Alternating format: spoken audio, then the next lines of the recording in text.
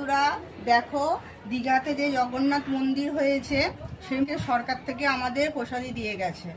দেখো তোমাদের দেখাচ্ছি প্রসাদীটা কি দিয়েছে সরকার থেকে আমাদের।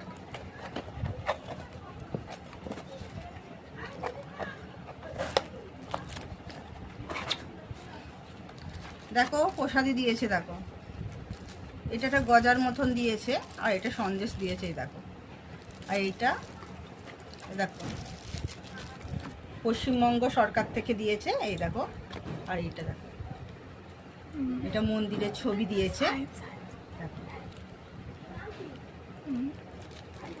দেখো দেখো এই প্রসাদীগুলো আমাদের রেশন দোকান থেকে দিয়েছে, রেশনের ডিলার এসে দিয়ে গেছে এই প্রসাদীগুলো আমাদের বাড়ি বাড়িতে।